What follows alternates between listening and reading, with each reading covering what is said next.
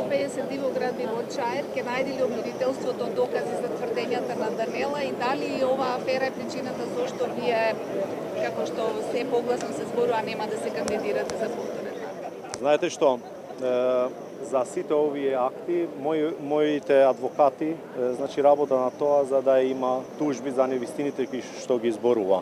Честната жена од градот Скопје манипулира со зборовите, манипулира и тоа што во пресконференција го кажав дека во Чаир 2005 година кога станува градоначалник господин Изет Меджити имаше значи 13.000 дивоградби или над 75% од сите објекти во општина Чаир беа дивоградби.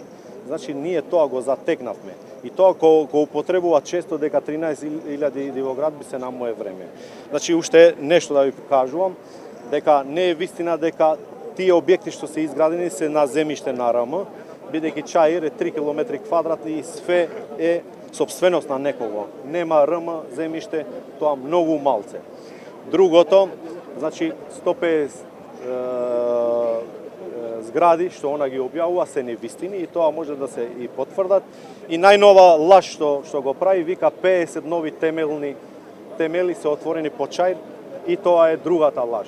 Значи сите овие лажни тврдења со цел мегафонот на ДУИ што требаше да ме дискредитира мене, пошто го гледате последниве денови престанала. Ако има најави, ако има објава дека сега ќе има друг кандидат за градоначалник, работи по директива на ДУИ, не сум ја на мета сега. Значи, целата ова афера што она го направи со дивоградбите во Чаир, значи е само требаше значи да биде мегафон на ДУИ и инструкциите ги добиваше од ДУИ. Од другата страна, пак ќе потврдам, првиот закон која се донесе за легализација во Македонија, 460.000 објекти имаше во моментот. Не може во 3 км квадрати да ги барате тие 460.000. После завршување на рокот 2011 имаме во Зелц, значи имаме записници каде министерот за транспорт и врски дојде после 2011 наваму се изградени во Македонија 130.000 нови дивоградби. Тогаш беше ова полемика кога се даваше новиот закон за легализација. И од целава држава, значи ние сме над 20 со дивоградби, а во градот Скопје сме 6. 5 се пред нас. Со ниедна општина не се занимаваше господја Арсовска, честната жена од градот Скопје. Ова го велам, бидејќи така ја знат граѓани кај нас во Скопје, се занимаваше само со Чаир, бидејќи тоа им беше мета и тоа им беше значи работа што им му го даваше значи Демократската унија за интеграција.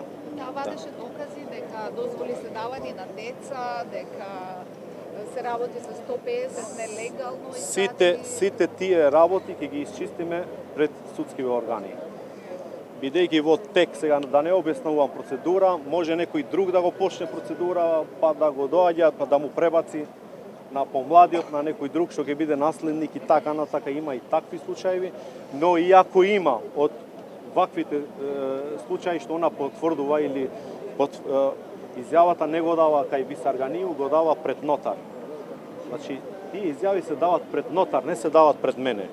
И јас не сум тој надлежен што тие работи треба да ги контролирам. Има други институции што треба тие работи да ги контролира. А господја Арсовска, ја ви тврдам дека и после 2011 во другите општини што се изградиле објекти, она ги легализира. Ајде, фала ви многу.